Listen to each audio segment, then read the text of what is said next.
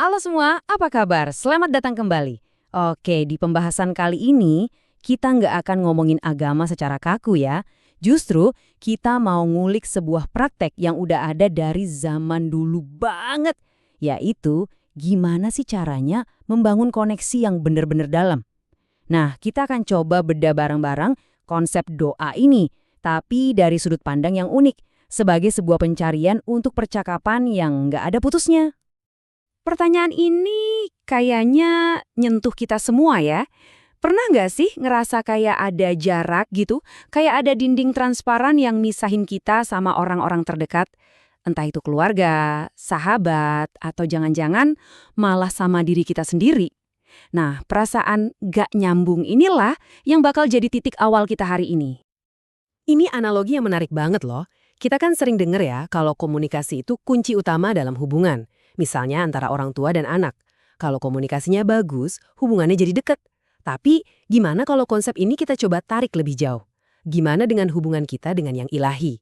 Nah, sumber pembahasan kita kali ini melihat doa persis seperti itu. Bukan ritual, tapi sebuah komunikasi. Dan layaknya komunikasi dalam hubungan apapun ya, pasti ada tantangannya. Oke, sekarang kita masuk ke inti ceritanya nih. Ada sebuah kisah tentang seorang peziarah. Dan perjalanannya ini dimulai dari sebuah pencarian yang kalau dipikir-pikir kedengarannya mustahil banget. Jadi, diceritakan ada seorang peziarah yang terus berkelana dari satu gereja ke gereja lainnya. Tapi dia bukan sekedar jalan-jalan, dia didorong oleh sesuatu yang sangat dalam, yang disebut kerinduan. Ini bukan cuma pengen ya, ini tuh lebih kayak rasa haus yang datang dari lubuk jiwa. Dia nggak nyari jawaban yang gampang atau klise, dia butuh pengalaman nyata yang bisa benar-benar memuaskan rasa haus spiritualnya itu. Pertanyaannya ini jujur aja kedengarannya aneh. Sebuah paradoks. Dia bertanya, gimana caranya seseorang bisa berdoa tanpa henti? Coba deh kita bayangin, berdoa non-stop, di tengah kerjaan numpuk, ngurus keluarga, macet di jalan, gimana mungkin? Ini kedengarannya kayak misi yang mustahil banget kan? Tapi justru paradoks inilah yang bikin dia nggak bisa berhenti mencari. Masalahnya, dia udah dengerin banyak banget khotbah. Tapi jawabannya tuh umum banget, gitu-gitu aja. Cuma teori yang mengawang-awang. Semua orang ngomongin apa itu doa, kenapa doa itu penting. Tapi nggak ada satupun yang ngasih tahu gimana cara praktisnya. Dia frustrasi. Dia butuh jawaban dari orang yang bener-bener ngejalanin, yang punya pengalaman nyata, bukan cuma teori dari buku. Nah, setelah pencarian yang begitu panjang dan melelahkan, akhirnya titik terang itu muncul juga.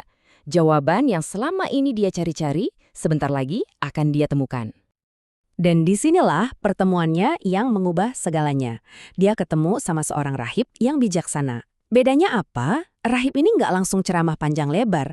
Dia cuma dengerin dan dia benar-benar ngerti. Dia paham banget kedalaman kerinduan yang dirasain si peziarah. Dan ya, dialah orang yang akan ngasih jawabannya. Dan inilah rahasianya. Bukan mantra yang rumit, bukan doa yang panjangnya berlembar-lembar, tapi satu kalimat yang luar biasa sederhana. Nasihat sang rahib cuma ini. Kapanpun, dimanapun, lagi ngapain aja, ulangi terus kalimat ini di dalam hatimu. Dan ternyata kekuatan pengulangan ini bukan di kata-katanya itu sendiri, tapi ini menciptakan sebuah percakapan batin yang gak pernah putus. Doa sederhana ini jadi semacam detak jantung spiritual buat dia.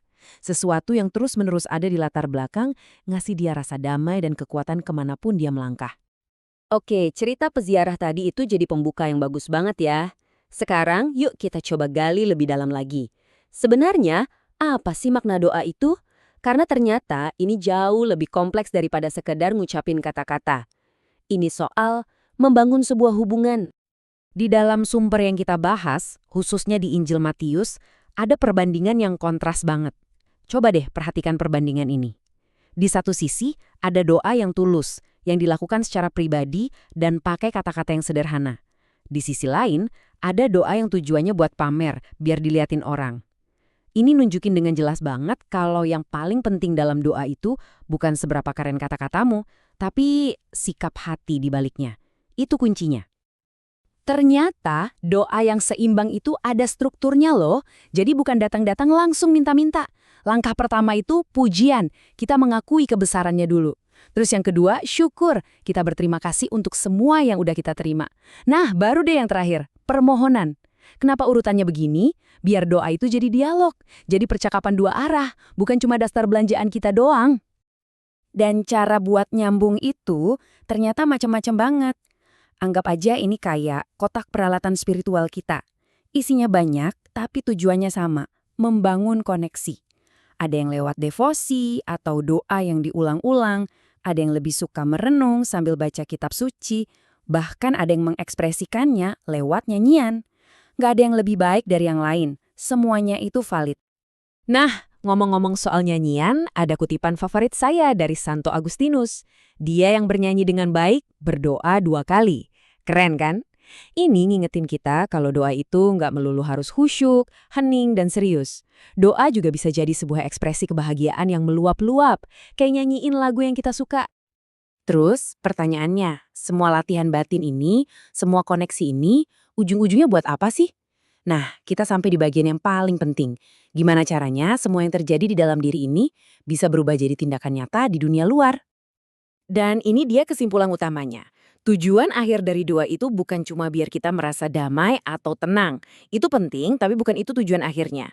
Tujuannya adalah membangun hubungan yang benar-benar mengubah cara kita bertindak. Kalau semua latihan spiritual kita nggak ngubah cara kita memperlakukan orang lain, ya bisa dibilang percuma. Rasa damai di dalam itu harusnya jadi bahan bakar buat kebaikan di luar. Jadi, gimana cara ngukur kedalaman iman kita? Menurut sumber pembahasan kita, jawabannya simpel banget. Lihat aja cara kita memperlakukan orang-orang di sekitar kita, terutama mereka yang paling rentan. Mereka yang miskin, yang lemah, yang tersingkirkan. Hubungan kita ke atas, itu harus kelihatan hasilnya dalam hubungan kita ke samping, ke sesama manusia. Iman, sejati itu, pembuktiannya ya lewat tindakan kasih. Nah, sebagai penutup, saya mau ninggalin satu pertanyaan buat kita semua renungkan bareng-bareng. Ketika Anda benar-benar ngerasain sebuah koneksi yang tulus, entah itu sama pasangan, keluarga, sahabat, atau dengan sesuatu yang lebih besar dari diri Anda, koneksi itu menginspirasi Anda untuk berbuat apa? Coba direnungkan ya.